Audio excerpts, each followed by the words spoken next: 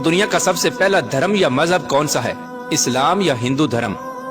اور یہ بھی آپ کو بتائیں گے کہ ہندو کس نبی کی امت ہیں، اس دنیا میں ہندو دھرم اور بت پرستی کی ابتدا کیسے ہوئی، اور یہ ہندو دھرم کیسے وجود میں آیا، اور اس کائنات کی تخلیق سے لے کر آج تک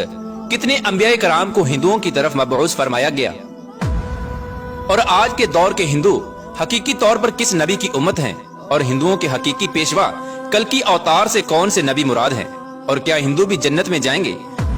پیارے دوستو، ان تمام تر سوالات کے جوابات قرآن و حدیث کی روشنی میں آج کی اس ویڈیو میں ہم آپ کو بتائیں گے، اور ہم امید کرتے ہیں کہ آج کی اس ویڈیو کو مکمل دیکھنے کے بعد آپ کو مکمل طور پر اس بات کا علم ہو جائے گا کہ دنیا کا سب سے بڑا اور پہلا مذہب یا دھرم کون سا ہے۔ پیارے دوستو، جب اللہ تبارک و تعالیٰ نے سب سے پہلے اس زمین کو تخلیق فرمایا اور اس زمین پر جس انسان کو بھیجا ان کا نام حضرت آدم علیہ السلام ہے۔ حضرت آدم علیہ السلام اللہ تبارک و تعالیٰ کے برگزیدہ نبی اور سچے مسلمان ہیں۔ اس طرح اس زمین پر قدم رکھنے والا پہلا انسان مسلمان ہوا، اور پھر اللہ تبارک و تعالیٰ نے حضرت آدم علیہ السلام اور اماں حوا رضی اللہ تعالی عنہا سے تمام انسانوں کو پیدا کیا۔ حضرت آدم علیہ السلام کے بعد جو دوسرے نبی اس دنیا کے اندر جلوہ گر ہوئے وہ حضرت آدم علیہ السلام کے اولاد میں سے حضرت شیس علیہ السلام ہیں۔ ان کو بھی اللہ تبارک و تعالیٰ نے نبوت اور اسلام سے سرفراز فرمایا تھا۔ پیارے دوستو، آپ کو بتاتے چلیں کہ حضرت شیس علیہ السلام کے دور سے ہی کفر و شرک کی ابتدا ہو چکی تھی، لیکن باقاعدہ طور پر بت پرستی کا آغاز نہیں ہوا تھا۔ حضرت شیس علیہ السلام کے بعد اللہ تبارک و تعالیٰ نے حضرت ادریس علیہ السلام کو نبوت عطا فرمائی۔ حضرت ادریس علیہ السلام کا زمانہ وہ زمانہ تھا جس کے اندر باقاعدہ طور پر بتوں کو بنایا گیا اور بت پرستی کا آغاز کیا گیا۔ پیارے دوستو، اب سوال یہ پیدا ہوتا ہے کہ جب دنیا کی ابتدا ہی اسلام سے ہوئی تو پھر آخر کار بتوں کو کس نے بنایا اور بت پرستی کا آغاز کس نے شروع کیا؟ اس کے بارے میں روایات میں آتا ہے کہ حضرت ادریس علیہ السلام کے اولاد میں سے چند لوگ ایسے تھے جو اللہ تبارک و تعالیٰ کا بہت زیادہ قرب رکھتے تھے، اور وہ اللہ تبارک و تعالیٰ کے برگزیدہ بندے اور ولی تھے جن کے پاس لوگ بہت شوق اور محبت سے آیا کرتے اور اللہ تبارک و تعالیٰ کی عبادت اور ذکر و اذکار میں مشغول رہا کرتے تھے۔ جب لوگ ان اولیاء کرام کے ساتھ بیٹھ کر اللہ تبارک و تعالیٰ کی عبادت کرتے تو ان کو عبادت کے اندر بہت زیادہ سکون اور لذت محسوس ہوتی، اور اللہ تبارک و تعالیٰ کی رحمتیں ان پر نازل ہوتی۔ یہ اللہ تبارک و تعالیٰ کے نیک بندے جن کی تعداد تقریباً 5 بتائی جاتی ہے، جن کا نام ود، سوا، یغوث، یعوق اور نصر تھا۔ جب تک یہ لوگ زندہ تھے تو لوگ ان کے پاس آتے اور اللہ تبارک و تعالیٰ کی عبادت میں بہت زیادہ مشغول رہتے۔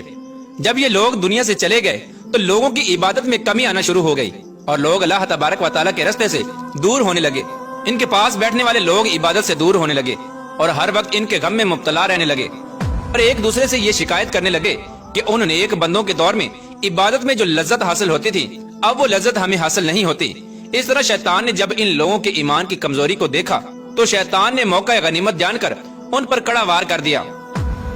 ایک دن شیطان ایک بوڑھے کی شکل میں ان کے پاس آیا اور ان لوگوں سے کہنے لگا کہ اگر تم لوگ چاہتے ہو کہ تم لوگوں کو عبادت کے اندر اسی طرح لذت حاصل ہونے لگے اور ان مرنے والے لوگوں کی کمی بھی محسوس نہ ہو تو میں تم لوگوں کو ایک ایسا راستہ بتاتا ہوں جس سے ان لوگوں کی کمی بھی محسوس نہیں ہوگی اور عبادت کے اندر لذت بھی اسی طرح حاصل ہوگی۔ چنانچہ اس طرح شیطان نے ان لوگوں کو یہ مشورہ دیا کہ ان مرنے والے لوگوں کے بت بنائے جائیں اور ان پر ان کے لباس ڈال دیے جائیں اور ان کو اپنی عبادت گاہوں میں رکھ دیا جائے اور ان کے سامنے کھڑا ہو کر اللہ تبارک و تعالیٰ کی عبادت کی جائے۔ اس طرح عبادت کرنے سے ان لوگوں کی کمی بھی محسوس نہیں ہوگی اور اللہ تبارک و تعالیٰ کی عبادت کرنے میں لذت بھی حاصل ہوگی۔ چنانچہ لوگوں کو شیطان کا یہ مشورہ بہت پسند آیا۔ شیطان نے ان مرنے والے لوگوں کے بت بنائے اور عبادت گاہوں کے اندر رکھ دیے۔ اس طرح لوگ اپنی عبادت گاہوں میں جاتے اور ان بتوں کے سامنے کھڑے ہو کر عبادت کرتے۔ شروع میں لوگ اللہ تبارک و تعالیٰ کی عبادت کرتے، پھر آہستہ آہستہ یہ لوگ ان بتوں کو سلام کر کے اور ان کے ہاتھ پاؤں چوم کر واپس آ جاتے۔ اس طرح زمانہ گزرنے کے ساتھ ساتھ شیطان نے لوگوں کو اس قدر گمراہ کر دیا کہ لوگ اللہ تبارک و تعالیٰ کی عبادت کو چھوڑ کر صرف انہی کو سجدہ کرنے لگے اور اللہ کی عبادت کرنے کی بجائے ان بتوں کی پوجا کر کے گھر واپس آ جاتے۔ پیارے دوستو، اس طرح حضرت آدم علیہ السلام کے ازلی دشمن نے دنیا کے اندر سب سے پہلے بتوں کو بنایا اور بت پرستی کی بنیاد رکھی اور لوگوں کو اللہ تبارک و تعالیٰ کی وحدانیت سے دور کر کے بتوں کی پوجا کرنے کے اندر مبتلا کیا، اور آہستہ آہستہ یہ بت پرستی اتنی عام ہو گئی کہ ہر نبی کے دور میں لوگ اس کفر و شرک میں مبتلا ہوا کرتے تھے، اور اللہ تبارک و تعالیٰ نے اپنے بے شمار انبیاء کرام کو ان بتوں کی پوجا کرنے والے لوگوں کی طرف مبعوث فرمایا اور ان کو اللہ تبارک و تعالیٰ کی وحدانیت کی طرف بلایا اور اللہ تبارک و تعالیٰ کی عبادت کرنے کا حکم دیا۔ इस तरह अल्लाह तबारक व तआला ने बुत परस्ती के हर दौर में अपने अंबिया कराम को मबऊस फरमाया। इस रुए जमीन पर अल्लाह तबारक व तआला की तरफ से भेजे हुए कमो बेश 1,24,000 अंबिया कराम तशरीफ लाए और हर नबी ने अपने दौर में पाए जाने वाले बुत परस्तों को इस बुत परस्ती से मना किया और अल्लाह तबारक व तआला की वहदानियत की तरफ बुलाया। प्यारे दोस्तों, बात करते हैं कि आज के दौर के हिंदू किस नबी की उम्मत हैं और इन हिंदुओं के आखिरी पेशवा कल्कि अवतार से कौन से नबी मुराद है। प्यारे दोस्तों, अल्लाह तबारक व तआला ने हर कौम की रुश्द व हिदायत के लिए अंबिया कराम को भेजा। जिस तरह के अल्लाह तबारक व तआला कुरान पाक में इरशाद फरमाता है कि मैंने हर कौम की तरफ नबी भेजा। कुरान पाक की इस आयत से बाखूबी अंदाजा लगाया जा सकता है कि अल्लाह तबारक व तआला ने हर दौर में हर कौम की तरफ अंबिया कराम को भेजा। तो फिर हिंदुस्तान कैसे नबी से महरूम रह सकता है और हिंदू लोग किस तरह किसी नबी की उम्मत नहीं हो सकते और हिंदू भी किसी न किसी नबी की उम्मत जरूर हैं। जैसा कि हिंदुओं की मशहूर मजहबी किताबों में एक खालिको मालिक और जन्नत दोजक और आखिरत का तस्वुर मौजूद है। इसके अलावा हजरत मोहम्मद मुस्तफ़ा सल्लल्लाहु ताला अलैहि वसल्लम के बारे में वाज़ेह तौर पर पेश गोइयां मौजूद हैं। संस्कृत और हिंदू मजहब के माया नाज प्रोफेसर, जो कि भारत की एक मशहूर यूनिवर्सिटी में प्रोफेसर की खिदमत सर अंजाम दे रहे हैं, उन्होंने एक किताब तहरीर की है जिसका नाम कल्कि अवतार और हजरत मोहम्मद साहिब सल्लल्लाहु ताला अलैहि वसल्लम रखा है। इस किताब की तहरीर के बाद पूरे भारत के अंदर तहलका मच चुका है और इस किताब का कई जुबानों में तर्जमा भी किया जा चुका है, जबकि हिंदुओं के बड़े बड़े पंडित भी इस किताब को झूठा साबित नहीं कर सके। इस किताब के अंदर उस प्रोफेसर ने उन तमाम तर पेश गोइयों को यकजा कर दिया जो कि हिंदुओं की मुकद्दस किताबों में अल्लाह तबारक व तआला के आखिरी नबी हजरत मोहम्मद मुस्तफ़ा सल्लल्लाहु ताला अलैहि वसल्लम के बारे में लिखी हुई थी। प्यारे दोस्तों, आपको बताते चलें कि हिंदुओं का यह अकीदा है कि बुराइयों के खात्मे के लिए 10 अवतार यानी पैगंबरों ने इस दुनिया में आना है, जिनमें से 9 अवतार यानी पैगंबर पिछले 3 युग यानी अदवार में आ चुके हैं और अब आखिरी दौर में यानी कल युग में कल्कि अवतार यानी आखिरी नबी ने आना है। जबकि हिंदुओं का यह अकीदा है कि जिस दौर के अंदर उस कल्कि अवतार ने आना है वो कई हजार साल पहले शुरू हो चुका है और दुनिया के तबाह होने तक यही कल युग यानी दौर रहेगा।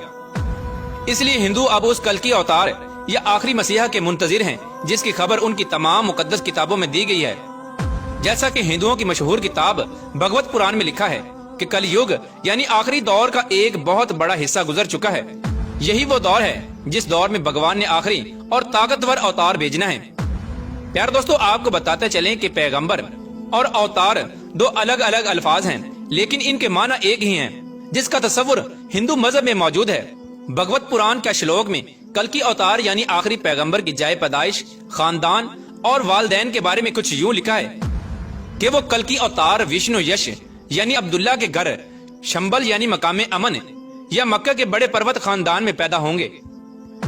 प्यारे दोस्तों, हिंदुओं की किताब में लिखी इस पेशगोई के मुताबिक कल्कि अवतार यानी आखिरी नबी जहां पर पैदा होंगे उसका नाम शंबल होगा। हिंदुओं के मशहूर डॉक्टर वहद प्रकाश अपनी किताब में लिखते हैं कि शंबल के 3 मानी हैं। पहला ये कि शंबल उस मकाम को कहते हैं जो अमन की जगह हो, और दूसरा ये कि शंबल से मुराद वो मकाम जो पानी के करीब हो, और तीसरा ये कि ऐसा मकाम जिसकी तरफ लोग खींचे चले आएं। प्यारे दोस्तों, अगर इन मानी पर गौर किया जाए तो ये सब जानते हैं कि मक्का के अलावा कोई ऐसा मकाम नहीं जहां पर इतनी तादाद में लोग जमा होते हैं। और हिंदुओं की उस किताब में तहरीर दूसरी पेश गोई कि वो कल्कि अवतार उस शहर के बड़े मशहूर खानदान में पैदा होंगे, तो इस बात के अंदर कोई शक नहीं कि हजरत मोहम्मद मुस्तफ़ा सल्लल्लाहु ताला अलैहि वसल्लम के दादा जनाब अब्दुल मुत्तलिब कुरैशी मक्का के सरदार और बैतुल्लाह के मुतवल्ली थे। और उस किताब में कल्कि अवतार के वालिद के नाम के बारे में जो पेशगोई की गई है कि उसका नाम विष्णु यश होगा। विष्णु यश की तारीफ हिंदुओं की मुकद्दस किताब ऋग्वेद में इस तरह बयान की गई है, विष्णु से मुराद खुदा का नाम है और यश का माना बंदा या गुलाम है, यानी विष्णु यश का मतलब होगा अल्लाह का बंदा। जबकि हजरत मोहम्मद मुस्तफ़ा सल्लल्लाहु ताला अलैहि वसल्लम के वालिद मोहतरम का नाम अब्दुल्ला था, यानी अल्लाह का बंदा। और हिंदुओं की किताब कल्कि पुराण में ये पेशगोई भी तहरीर की गई है कि उस आने वाले आखिरी कल्कि अवतार की वालदा का नाम सोमती होगा। प्यारे दोस्तों, संस्कृत में सोमती के माना अमन या अमन वाली के हैं, जबकि हजरत मोहम्मद मुस्तफ़ा सल्लल्लाहु ताला अलैहि वसल्लम की वालिदा मोहतरमा का नाम आमना यानी अमन वाली है। इस तरह हिंदुओं की मुकद्दस किताब के अंदर ऐसी बहुत सारी पेश गोइयां लिखी हुई हैं जो तमाम तर खसूसियात हजरत मोहम्मद मुस्तफ़ा सल्लल्लाहु ताला अलैहि वसल्लम की ज़ात अक़दस में पाई जाती हैं, और जिससे ये बात वाज़ेह तौर पर साबित हो जाती है कि जिस अवतार का हिंदू इंतजार कर रहे हैं वो हजरत मोहम्मद मुस्तफ़ा सल्लल्लाहु ताला अलैहि वसल्लम की ज़ात है, जो कि इस दुनिया के अंदर जलवागर हो चुकी है। اور حضور صلی اللہ تعالی علیہ وآلہ وسلم کی تشریف آوری کے بعد قیامت تک جتنے بھی لوگ آئیں گے وہ تمام کے تمام حضرت محمد مصطفیٰ صلی اللہ تعالی علیہ وآلہ وسلم کی امت میں شامل ہوں گے، اور آج کے دور کے ہندو بھی حضرت محمد مصطفیٰ صلی اللہ تعالی علیہ وآلہ وسلم کی امت ہی ہیں۔ اب قیامت تک آنے والا ہر انسان جو بھی حضرت محمد مصطفیٰ صلی اللہ تعالی علیہ وآلہ وسلم پر ایمان لے آئے گا وہ مسلمان قرار پائے گا، اور جو ایمان نہ لائے گا وہ کافر قرار پائے گا، لیکن وہ حضور صلی اللہ تعالی علیہ وآلہ وسلم کی امت میں شامل ہی ہوگا، اور قیامت کے دن اس کو حضور صلی اللہ تعالی علیہ وآلہ وسلم کی امت میں ہی اٹھایا جائے گا۔